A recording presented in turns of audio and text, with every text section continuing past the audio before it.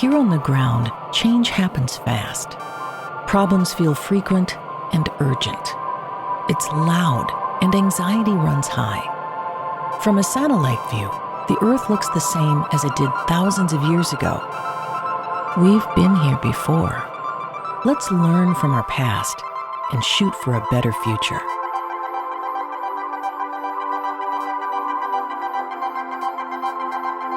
Hello and welcome to this episode of A Satellite View. I'm Todd Mikkelson, your host, speaking at you from Sunday, March 2nd, 2025 in the space and time continuum. And again, an adventure-filled week. I want to also tell you about an interesting movie that I saw and see what you think of it. But first, I think we need to start here. Going downhill for Vice President J.D. Vance and his family following yesterday's fiasco there in the Oval Office with Ukrainian President Zelensky. There's some new video now we have showing the Vice President being greeted by protesters holding anti-Vance, pro-Ukraine signs as he makes his way there to Vermont for a ski resort vacation. More protesters met the Vance family outside of the resort, and the family ultimately had to move to an undisclosed location. Had to move to an undisclosed location because the good people of Vermont found out he was taking a skiing vacation at a ski resort in Vermont, and they lined the streets on the way so that he would see. And from the video, there were hundreds of people, and they had signs like "Go ski in Russia, traitor," things like that. And poor JD. There's also video of him skiing down a hill, and he's not a very good skier. Not that I'm the greatest skier, but he looks like he's not having fun skiing. He looks like he's, the way he holds his body, but he's awkward every which way, And Saturday Night Live did a great spoof in their opening last night of the horribleness that occurred in our Oval Office. It's not Trump's Oval Office. It's not J.D. Vance's. It's not the Trump-Vance or Trump-Musk White House. It is ours. It's ours. I spoke with a couple people who were talking about this is going to turn the world against the United States. It's turning the world against Trump. European leaders understand what's going on here more than we do. In the history of the world, other countries have had, overthrown elections, election interference, cheating in every which way for hundreds, thousands of years. And we think it hasn't happened here yet. It has. We just don't recognize it because we're the United States, And if anything, I think other world leaders look at it as though Americans are being held hostage by Trump and Elon Musk. And since it was Trump and Elon Musk, I think J.D. Vance felt the need to I need to be in there. I need to get in there. So he went into the Oval Office. Why? Why was the vice president in on this meeting with a president of another country? Now, I'm assuming you know the news of what happened. Ukrainian President Zelensky came to the United States. Now, I thought that was weird last week when Trump called him a dictator, said, he's an unelected dictator. They need to get things... Zelensky needs to get things moving or he's not going to have a country. He said that at least twice publicly, called Zelensky a dictator. And then, I think it was on Wednesday, he had the British Prime Minister, it might have been Thursday, in the Oval Office. A funny thing I'll stick in here. On Monday, I think it was, Macron, the French president came in, or prime minister came in, and actually walked all over Trump, which was pretty remarkable because Trump usually just keeps talking over people. And for some reason, he let Macron get away with actually putting his hand on Trump's arm and correcting some of his lies. It was pretty remarkable. And I also point out that Macron looked like he was having a fun, enjoyable visit to the White House. He looked perfectly relaxed, jovial, kind of had a little bit of a smile on his face all the time, looked comfortable all the time. Trump looked pissed off and angry. Then he has the British Prime Minister, and he's asked a question in that little gaggle, I think they call it. They said, when Zelensky comes on Friday, are you going to apologize to him for calling him a dictator? And Trump went, did I say that? I can't believe I said that. Next question. All right, what was that? And then, and I remember even before that, I thought it's really weird that Zelensky's coming for a White House meeting with Trump, because he just called Zelensky a dictator. And Zelensky said, I'm not signing all of Ukraine's minerals away to the United States. So I just thought it was really weird. Well, Trump was told to, similar to this movie I saw, now that I'm thinking about it, this scene is similar to a movie that I saw that I want to tell you about. Anyway, he has Zelensky come. He has J.D. Vance sitting there. They're kind of just doing the same BS that normally goes on in these, and the press is in there. And then J.D. Vance kind of interrupts everything and is like, did you ever say thank you to us? You're a jerk. You know that, buddy? Now, you probably heard the news about that. That's why I kind of skipped over that part. J.D. Vance, I think, doesn't understand what's going on at all. He doesn't understand how big this mess he's gotten himself into really is. Trump doesn't care what the rest of the world thinks of him. He's got a different motivation. So the rest of the world, then they come together today or yesterday or today. Within 48 hours, they have Zelensky. I think yesterday they had meetings with Zelensky in other foreign countries. And then today they're meeting and they're talking about supporting Ukraine. And apparently, and I haven't been updated on these news stories. They're ongoing as I'm recording this, but it sounds like Britain's really taken a lead in making sure Ukraine's getting what they need. And the European Union and NATO seems to be having the attitude of, we're going to go on the way that we're supposed to and the way we normally would, except we understand that right now the United States is not with us. And by that they mean what's going on in the United States right now with having Donald Trump hold Americans hostage is making it so that they cannot cooperate with us. And so again, the world's not against the United States. The world is against Donald Trump. Another thing that happened this week, we could talk about this thing for the entire show and what is going to happen in the near future. I have a lot of ideas about that, and a lot of other people do too. I'm not going to do that. You're going to get that everywhere else. I don't know if you know, and I talked to some people also this week and tested some of these stories. Like, did you know this? And they're like, no, I didn't know that. Surprisingly to me, one of the stories is about an arrest made in Romania that is a huge deal.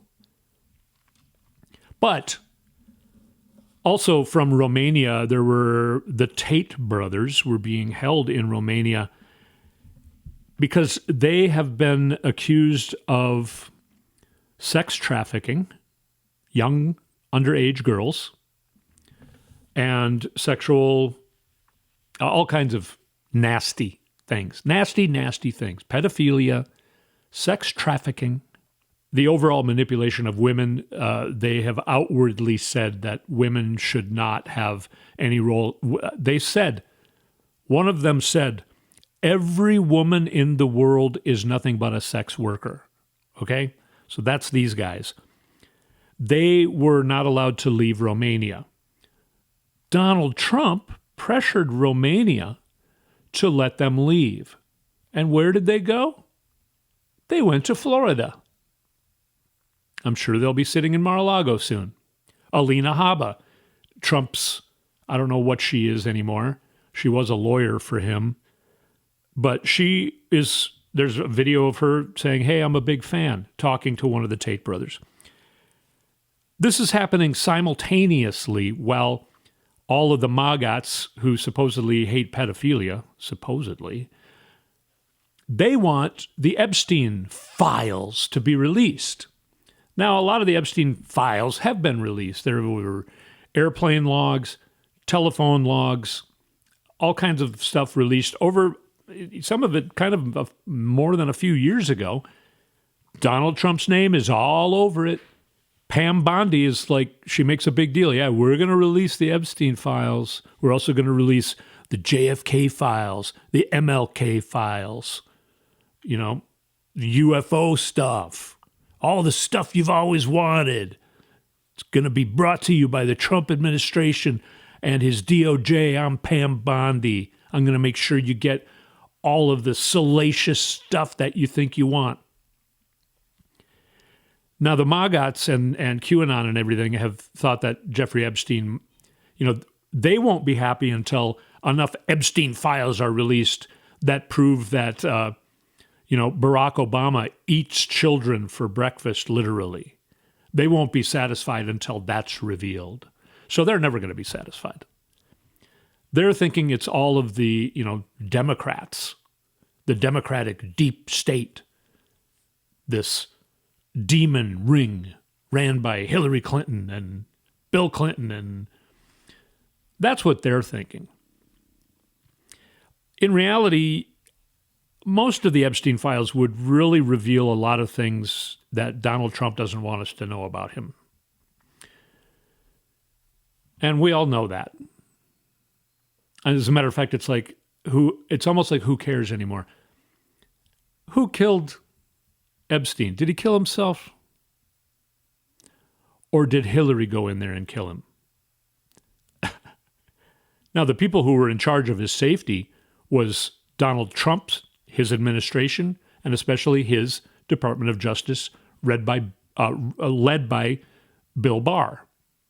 I almost always say Bill Burr. What? Bill, I never was with...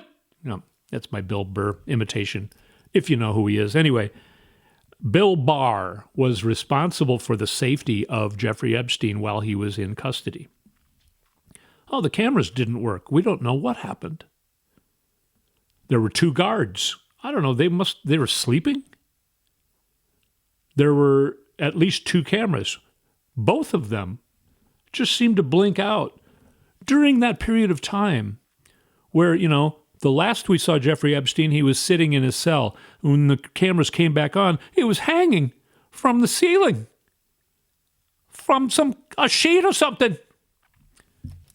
Back to Bill Burr. Anyway, but yeah, I'm sure it was Hillary. Pam Bondi went on Fox News and said, tomorrow I'm releasing the Epstein files. They invite, I think, 5 of these, the freakiest of the freaks, and they call them social media influencers. One of them's called DC Drano. One of them's called Libs of TikTok. These are all really, really crazy, far-right, loony bin, conspiracy theory, blah, blah, blah. They're the ones who think Barack Obama eats babies for breakfast. And anyway, they're invited to the White House. And they're each given a folder, kind of a thin folder, that says, hey, this is the Epstein files. They open it up, it's all redacted. There's even less information in these binders than has previously been made public because there's more redactions because, of course, they cross out Trump's name. And you can even compare the pages they were given to the actual pages that were released years ago to the public, and what they crossed out is Trump. Anyway, and then all of these influencers, quote unquote, made their statements and said, this is the most transparent government. The Trump administration is the most transparent presidency ever in the history of the United States. And they're all exactly worded the same. They're all cut and paste. So it was just a huge charade. And then it was revealed. And a lot of other crazies, like Laura Loomer, if you know who she is. Also, I think her name is Laura Luna. Or anyway, she's a representative, crazy. Of course, her credentials for being in Congress was that she used to be a model. So she's a crazy right-wing freak. She wants all this stuff to be revealed. They got really pissed at Pam Bondi and the Trump administration for doing this charade. So then Pam Bondi writes a letter to Kash Patel, chewing him out. Hey, I was told the FBI gave us everything. This is nothing. You need to give us everything. And Kash Patel's like, he's apparently in Las Vegas. That's where he's going to have his office. That's where he's going to be the head of the FBI from. You know, yeah, I'll be the head of the FBI, but I don't want to move to Washington, D.C. I want to hang out at Las Vegas, you know, where what happens in Las Vegas stays in Las Vegas. So, in reality, nothing happened. Except this stupid charade. And that was going on as the Tates, who are actual pedophiles and sex abusers and sex traffickers, they're let back into Florida, welcomed by Trump. And that actually pissed off DeSantis, even. He didn't know about it. He's the governor of Florida. He's like, no, these guys aren't welcome here. What the hell? So it's just a big mess. The Trump administration is in a big, huge mess. And like we've said here many times, it seems like a lot of horribleness is going on. And that is true, but in the long and big picture, the long scheme and big picture of things, nothing is going on. They're unable. They'll make all these statements and scare the crap out of everybody. But when it comes down to it, they are unable to do anything because none of them know what the hell's going on. Pam Bondi doesn't know how to be the head of the DOJ. Kash Patel doesn't know how to be the head of the FBI. We could go down a long list. We're going to take a break. I'm going to come back with a couple other things, and I want to tell you about that movie I saw, all right? So let's take a short break. We'll be right back on a satellite. That's the President of the United States, who actually won this election. This is a speech she didn't give during the campaign. She gave this speech on the 23rd, I believe. 5 days ago? I guess it was last weekend at the NAACP Awards, where she accepted an award. And the reason she talks about that we've been through this before and we've gone through this before is because it's the NAACP. And it's Black American people who have had to go through the scariest of scary shit in this country for hundreds of years. And it goes on today as mothers and fathers have to tell their children, they have to teach their children more about the law than any white kid ever learns about the law because they need to know what their rights are. White kids, 16, I got pulled over plenty for speeding when I was 16 years old. I got pulled over because I was 16, but I was still a white kid, so I didn't have to worry. Black kids my age, or any age, not even kids, getting pulled over by the cops, it's very scary. They need to have been taught what their rights are and aren't because the police, well, that's a whole, we're not going to go into that right now. But this is Kamala Harris, our president, sounding like our president, as opposed to what Donald Trump has been doing. Now, I gotta tell you about this movie I saw. So it takes place starting in the 1970s, and it's the Soviet Union. It's kind of an old school, at least it starts back in the the Cold War era, where the Soviet Union and the KGB were always looking for spies. They were looking for people to infiltrate from Western countries. They loved to hook up with like prominent business people who were rich or who they thought were rich. And they would study different people and they would find one and go, okay, this person is perfect. They like to be flattered. We can get them probably pretty easy. This person also really likes women. So let's introduce him to one of our most beautiful models from the Soviet Union and have her be all over him, right? She's worked for us before. It's one of our kind of spies. She has worked with us. She's not a total spy, but she's worked with us. She will do what we tell her to do. Let's hook her up with this guy. And then in the movie, they end up getting married. And then it takes a while, and Russia keeps gaining more what's called compromat. They keep gaining more and more stories, including him, having sex with other people other than his wife and all of this stuff. So they gain all this quote-unquote compromat on him, and it includes some things that went on between him and his wife. And of course, his wife then, she knows a lot of this stuff. She knows a lot about what the KGB's doing. She knows a lot of secrets. She also knows a lot of secrets about this guy that she married, this big businessman. But she coerces him to Russia to make a deal. He happened to be into real estate, so they want to make a hotel over there. She gets him to come and start talking to them. The KGB recruits him because they've shown him all this compromat on him. They're also helping him because he's really bad at it, at being a businessman. So he is in financial trouble. So Russia helps him with all of that. But they want him to do certain things. He takes out an ad in prominent newspapers, the Boston Globe, the New York Times, a couple other papers, full-page ads talking about that the United States should leave NATO. So this is the late 80s, right? 1987 to be exact. His relationship with his wife is getting worse and worse. He ends up raping her. She wants to divorce him, and in the divorce papers, she talks about being raped. He makes her sign non-disclosure agreements. And part of that is because Russia tells him you need to have her sign non-disclosure agreements because she can't talk about any of our secrets.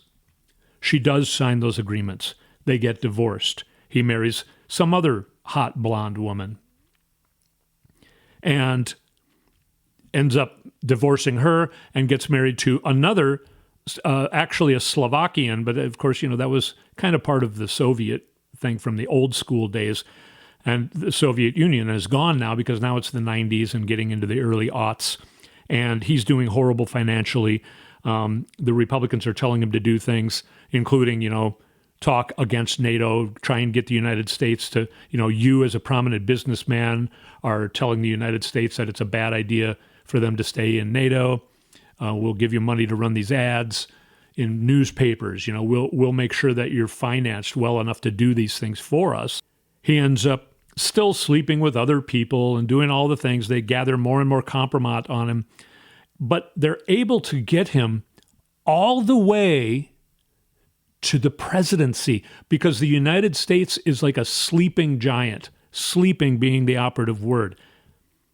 So Russia figures out how to rig the election enough that this guy actually wins a presidential election. They rig it enough that he wins the primary to become, in the movie, he becomes a Republican, and he becomes the Republican candidate, and then he gets all the way into the White House.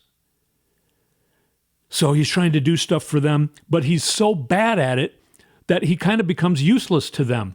And then he loses his re-election, even with the rigging that they're still doing. So now they realize, okay, we need you to run again. This time we're going to compensate. Actually, in the movie, they end up overcompensating in their cheating in the next election. So they overcompensate. They hire this guy. They get this other guy involved, and he's this billionaire businessman as well, but he's like the smart guy. And he's got control over this whole satellite system. And they get him to line up the satellites to change the voting results in the computers on election day. So then this other bad businessman, the main character, wins this election. But of course, everyone knows that it's a farce. All the other countries know because Russia's still trying to take over all countries, and they have this other billionaire, whiz kid interfere in other elections as well. So the whole world now knows that these guys are cheating, and the world knows that this guy actually lost the election, even though he's been put back into the White House. And now he's desperate because he needs a place to go, because he knows he's going to get busted. He knows he's going to get kicked out of the presidency and probably arrested by the international criminal courts. So he wants to stay in Russia, but Russia doesn't want him anymore because he's become useless. So they give him one last thing. There's a war going on in a country that used to be part of Russia. And Russia has invaded that country, trying to take their land back, and they're just ruthlessly killing all the people in that country. So they get this guy who's now the president of the United States to have the president of this country that they're trying to take over and bring him into the White House and berate him and cut him off, because now it's down to the final moments. Russia is in shambles. Their economy is decimated. Now the president, the main guy, is scared because his own people want to kill him, because everybody hates him. The whole world hates him. The whole world hates this guy who's now the United States president. And Russia is like, you were supposed to give me this country.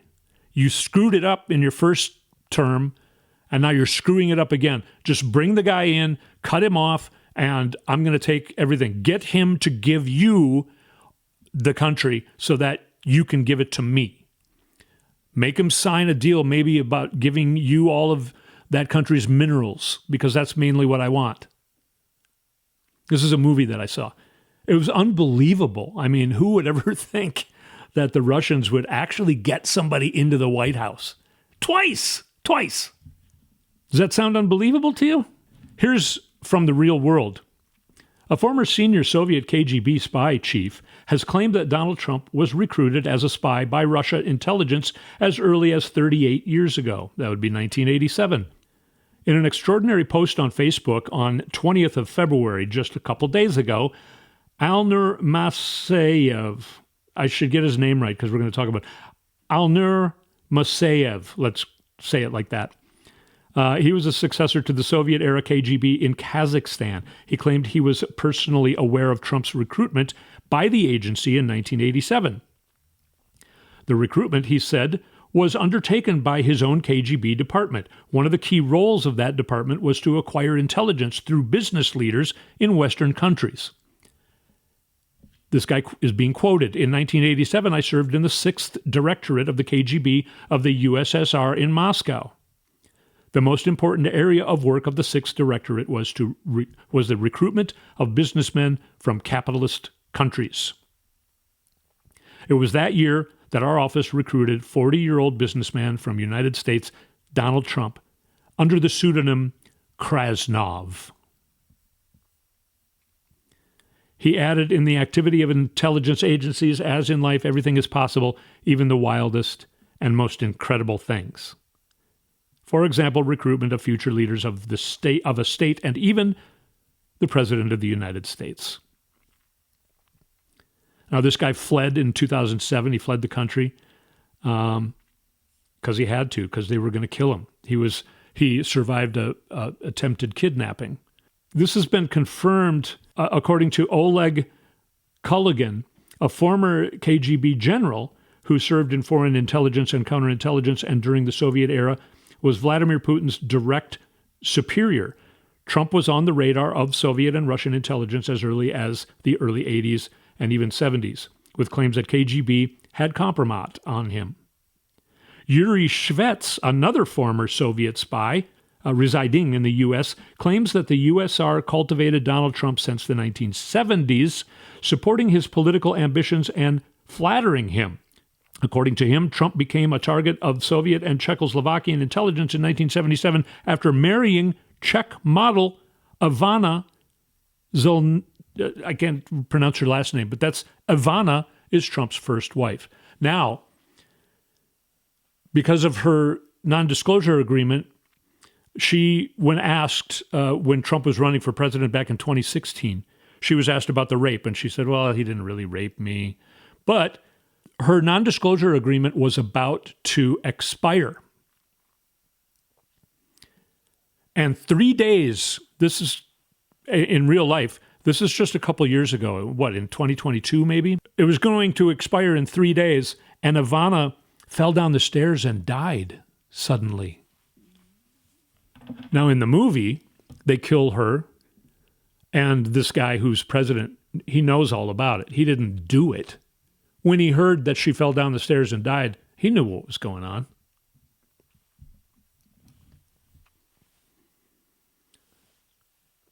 That was in the movie. So, I don't know if that's true in real life. Just check yourself and see how you feel about that movie. Is that movie true? How do you feel? Do you think it's true?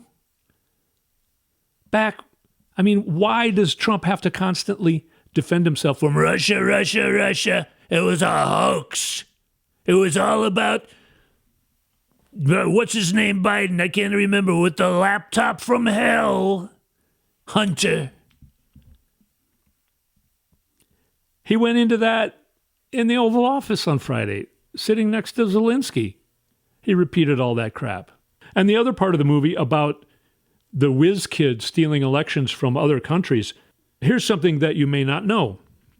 Friedrich Merz, he's the new chancellor of Germany. He hasn't taken power yet, but he just won the election last weekend.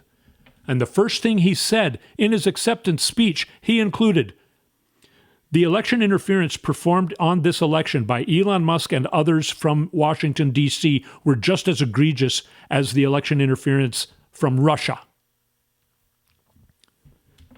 He's pissed at Elon Musk and Donald Trump. And, I don't know what's going to happen, but I think the next couple of weeks we're going to be in for a lot of surprises, especially after this BS that went on in the Oval Office. Now, here's another thing. Romania's pro-Russia presidential election frontrunner, Kalin Garagici, was questioned for hours on Wednesday by prosecutors after being taken in by police in Bucharest in relation to last November's controversial canceled vote that he won. Bucharest is in Romania. He was indicted on 6 counts and put under judicial control for 60 days, which allows him to walk free but not to leave the country, according to Romanian media reports. Okay, he says on Romanian TV channel Digi24, American sanctions will clarify the situation in Romania. Now, he didn't specify what that entitled, but seemed to suggest the United States would come to his support after Republican Vice President J.D. Vance and President Donald Trump's billionaire advisor Elon Musk have pointed to the situation in Romania to accuse the European Union of cracking down on free speech and other civil rights. The White House did not immediately respond to a request for comment. So you heard Romania said, no, this election doesn't count, and they're redoing their election because this guy won, even though he didn't even run a campaign or even raise money or anything. And they think the votes were changed somehow. That's what they think. They think the same thing in Germany. France had election interference. Sounds kind of like the same thing as well. Elon Musk, what's he doing? What's he doing? There's a report that the ICC is finishing investigation as well. What's that going to reveal? I think March is going to be an explosive month. Now, these are a couple news stories that you probably didn't know about. This arrest in Romania and this brand new reporting from this KGB guy who just came out a few days ago, or about a week ago, and talked again. He's another guy repeating the same story. Remember Lev Parnov? So I've named 4 different guys now who have said Donald Trump was recruited by the KGB, and he's been working for Russia. kind of under blackmail. That's how he got put in the White House. He didn't think he was going to win in 2016. People around him know that. Also, people around him have always wondered, like Mattis and you know, the generals who worked for him and John Kelly and these people who worked with Trump were always confused as to why he was so soft on Putin. They couldn't understand it. But the way the news is handled in this country, we don't get the real news. That story I read you is from Byline Times, and their motto is, what the papers don't say. But if you can find them on the internet, they're online. Byline Times, B-Y-L-I-N-E Times. So not a lot of uplifting stuff, but some interesting news items. And just to kind of let you in on things that I'm sure you're not hearing elsewhere. The people are showing up still in protests. I played you, they even showed up for J.D. Vance's vacation. But they're showing up in cities. They're showing up in capital cities. They're showing up in town hall meetings. Republicans are running scared. They're starting to cancel their town hall meetings. The people are showing up. You heard Kamala, the power. We have the power of the people. We need to keep putting pressure on them. James Carville thinks that we don't need to because he thinks that the Trump administration is going to completely collapse within 30 days. So I don't really agree with him in that we should just sit here and watch it and let it happen. I think we need to keep doing what we're doing. But it's pretty astonishing that James Carville, who's usually right about things, whether you like him or not, I can't decide if I do or not. It's like sometimes I think, wow, yeah, that's cool. And then sometimes I think, God, that guy's a dick. But this is what he's saying. He doesn't say stuff unless he's going to be correct. He's careful. And he says the Trump administration is going to completely collapse.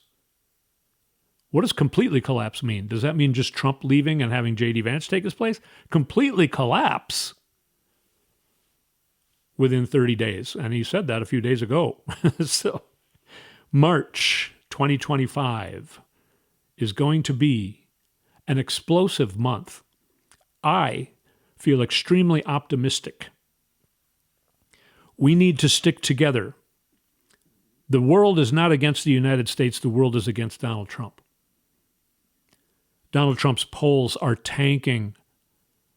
He's got historically bad polls right now.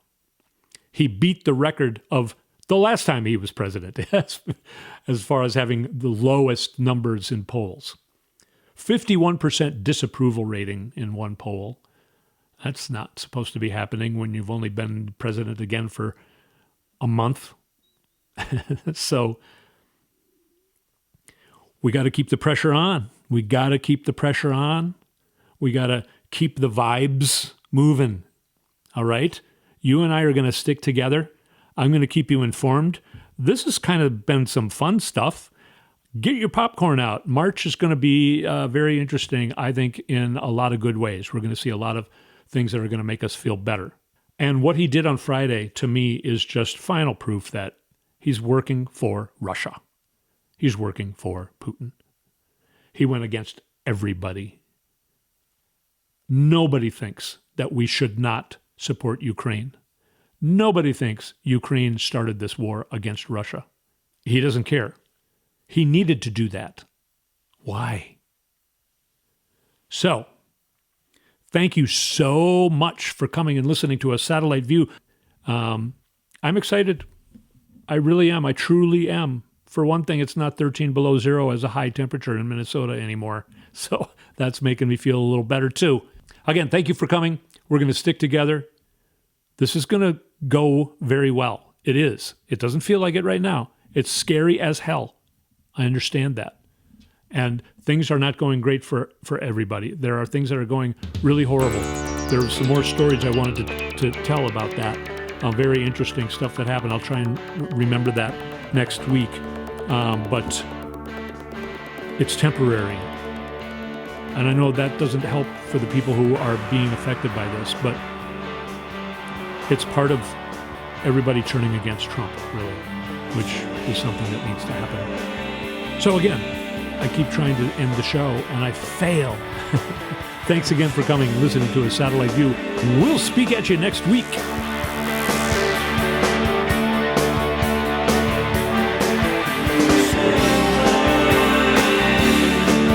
You've been listening to A Satellite View with Todd Mikkelson. Go to toddmikkelson.com for links and more information.